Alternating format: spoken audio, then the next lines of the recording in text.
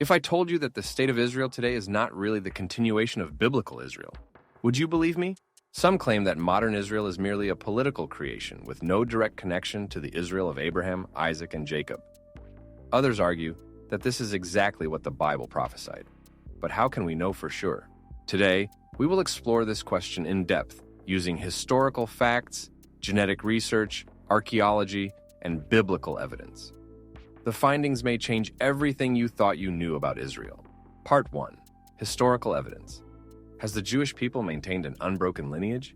To understand whether modern Israel is a continuation of biblical Israel, we must ask, have the Jewish people existed continuously, or was there a complete historical break? The Jewish people experienced two major exiles. The Babylonian exile in 586 BCE, following the destruction of the First Temple, and the Roman exile in 70 CE, after the destruction of the Second Temple.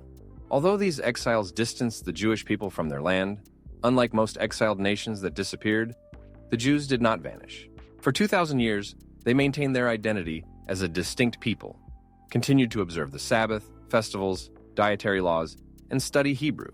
Despite persecution and attempts at forced assimilation, the Jews never fully merged with other nations.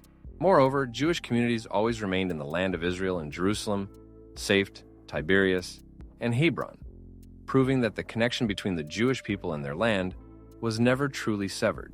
Part 2. Genetic Evidence. Are today's Jews direct descendants of biblical Israel? But what if today's Jews are descendants of other groups who converted to Judaism? What if they are actually Europeans who adopted the Jewish faith? Science can help us examine this. Studies conducted on Jews from different ethnic backgrounds have found a direct genetic link between them and the Jews who lived in the Middle East thousands of years ago. DNA research has shown that the Y chromosome of the Kohanim, which is passed from father to son, maintains a clear genetic connection between modern priests and those from biblical times. Additionally, DNA analysis of Ashkenazi, Sephardic, Yemenite, and Mizrahi Jews has revealed common genetic roots originating in the Middle East, reinforcing the argument for the biological continuity of the Jewish people. Furthermore, research has shown that Jews were not fully absorbed into European and Arab populations, but retained a unique genetic signature throughout history, demonstrating their continuity as a distinct group with a shared ancient origin.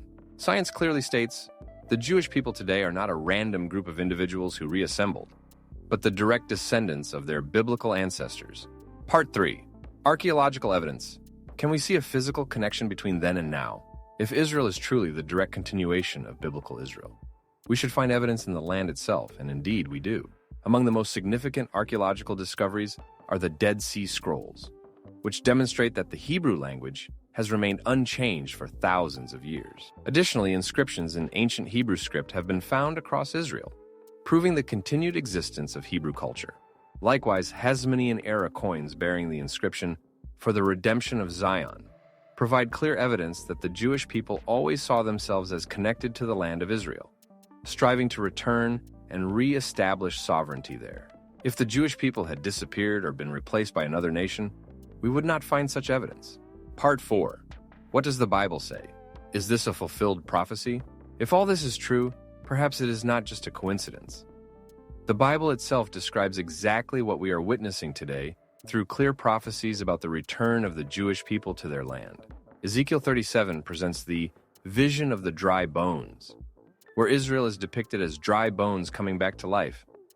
And God promises, "I will put my spirit in you and you will live, and I will settle you in your own land." A powerful expression of the Jewish people's return to their land after a long exile.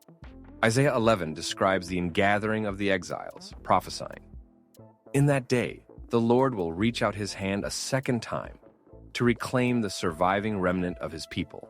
He will raise a banner for the nations and gather the exiles of Israel. He will assemble the scattered people of Judah from the four corners of the earth."